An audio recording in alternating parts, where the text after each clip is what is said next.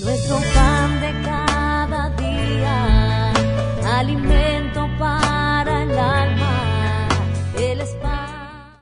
Número 20, vamos a leer desde el 1 al 4. Dice la palabra del Señor: llegaron los hijos de Israel, toda la congregación, al desierto de Sin en el mes primero, y acampó el pueblo en Cades, en el mismo lugar donde hacía 37 años había acampado sus antepasados. Y allí murió María, y allí fue sepultada. Y porque no había agua para la congregación, se juntaron contra Moisés y Aarón. Y habló el pueblo contra Moisés diciendo: ojalá hubiéramos muerto cuando perecieron nuestros hermanos delante de Jehová. ¿Por qué hiciste venir la congregación de Jehová a este desierto para que muramos aquí nosotros y nuestras bestias? Vemos cómo este pueblo no había aprendido de lo que sus padres o de los errores que sus antepasados habían cometido. Hay un dicho popular, un dicho común, una frase común que dice que el hombre que no conoce su historia está condenado a repetirla. Pero vemos que este pueblo no aprendió de la historia, no aprendió de los errores que sus padres habían cometido, y nuevamente murmuraron, nuevamente hablaron en contra de Dios y en contra de Moisés cuando encontraron nuevamente la adversidad. Vemos cómo esta murmuración exasperó a Moisés a tal punto que Moisés, dejándose llevar por su enojo, no obedeció a Dios, porque Dios le ha dicho: háblale a la peña para que mi gloria se manifieste. Y él la golpeó 2 veces. Y esta reacción de Moisés llevó a que él tampoco pudiera entrar a la tierra prometida. Uno diría en nuestro concepto como injusto, ¿no? Después de que ese hombre aguantó tanto, después de que fue un hombre tan noble, que aguantó todo este tiempo, pero la paga de la desobediencia trae consecuencias, y realmente esas consecuencias no las vemos en el momento, pero afecta nuestra vida y nuestro crecimiento espiritual. Más adelante, cuando ellos se encontraban en la región de Edom,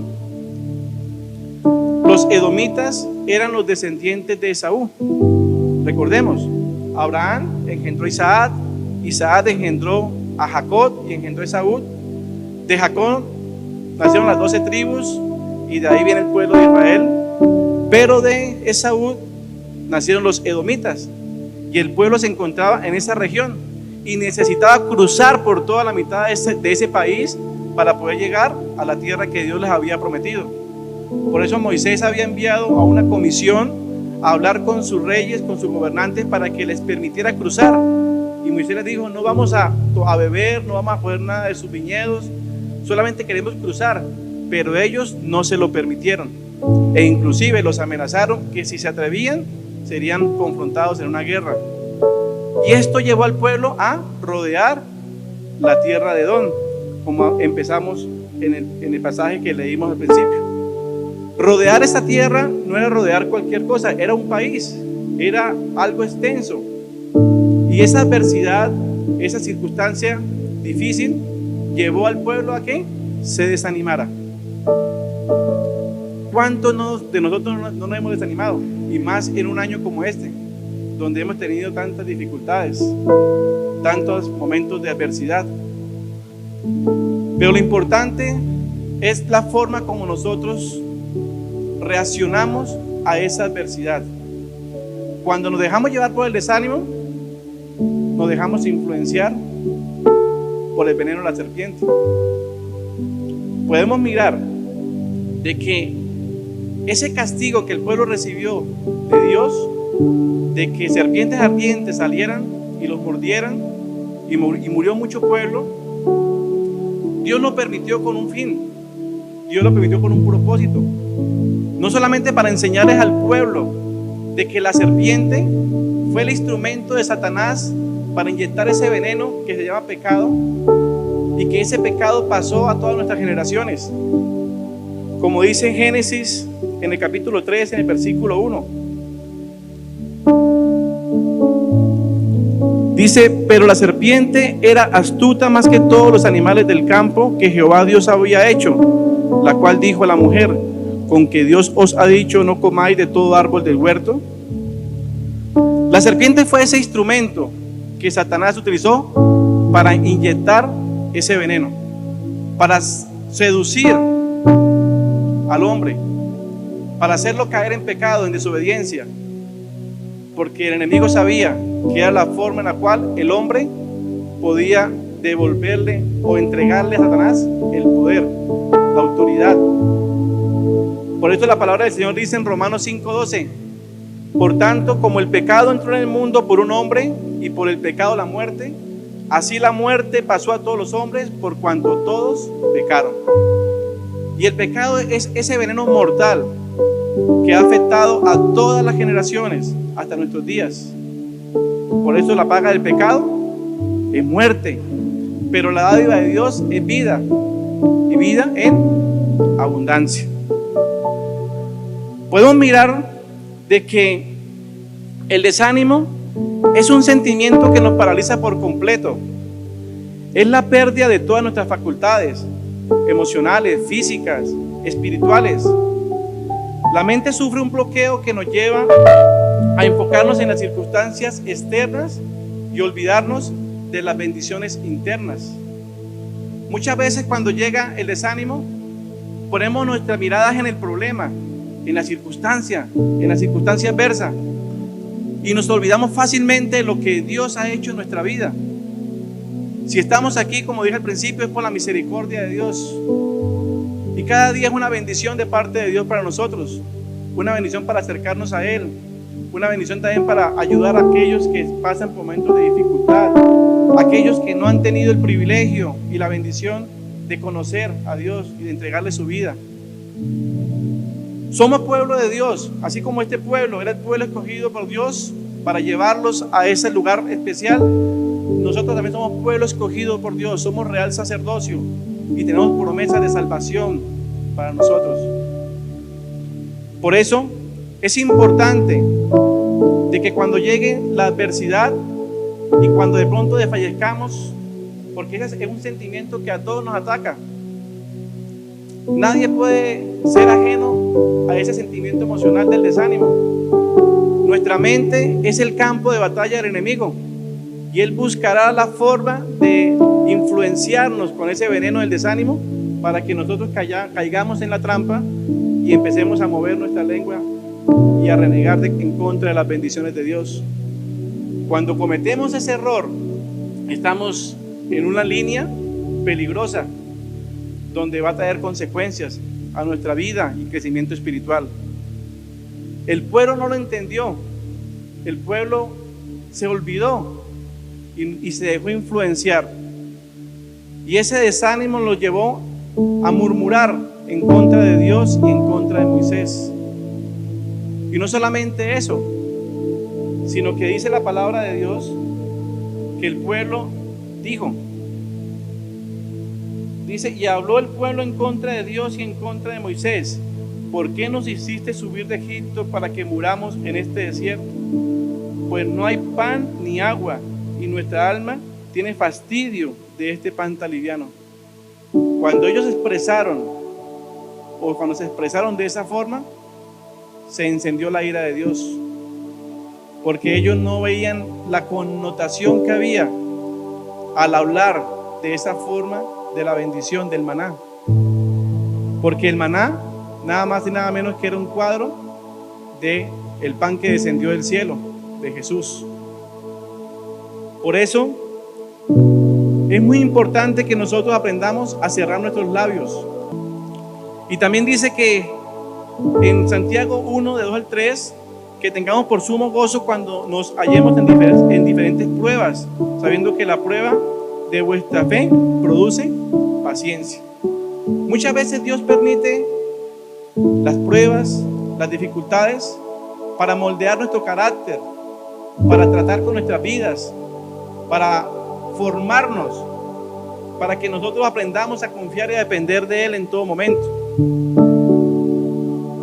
Vemos que el veneno de la murmuración es tan delicado que afecta de una forma tan tremenda a las comunidades, a la iglesia, a nuestras familias, a la sociedad. El veneno de la murmuración es como un virus que va infectando a muchas personas y va dañando su corazón. Y lo peor, va debilitando la fe. Es importante que nosotros entendamos de que la murmuración aflige el corazón de Dios. Por eso Dios, cuando el pueblo se arrepintió y se dio cuenta de que estaban recibiendo un castigo por su pecado, clamaron y le dijeron a Moisés: ora a Dios para que Dios quite de nosotros estas serpientes. Pero Dios las quitó. No, ¿cierto que no? Permitió que los mordiera.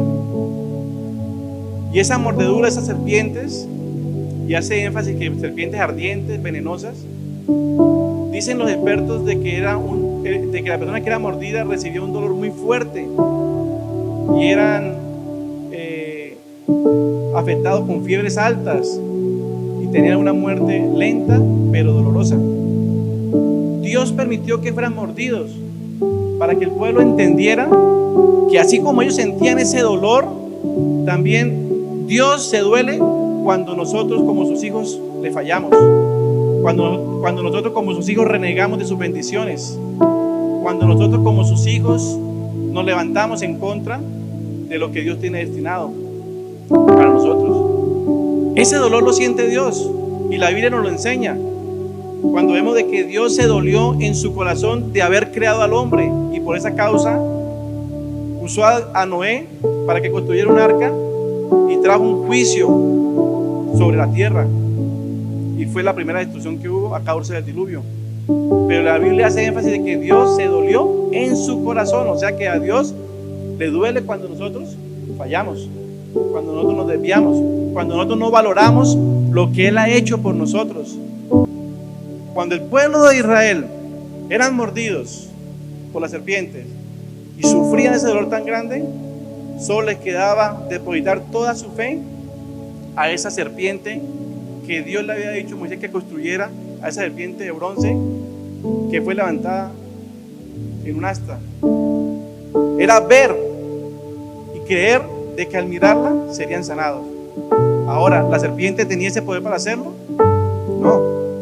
Pero Dios permitió este hecho para recordarles al pueblo de que el pecado trae muerte, de que el pecado destruye y que el pecado nos separa de Dios.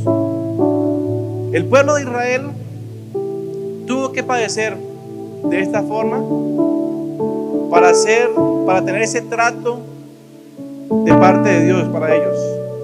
Muchas veces nosotros tenemos que padecer, tenemos que entrar en dificultades o tener pruebas difíciles para poder ser moldeados por Dios, para poder nosotros renunciar muchas veces a argumentos que se nos levantan en nuestra mente, para entender de que si estamos aquí es porque es el propósito de Dios, porque todo Dios lo encamina con un propósito.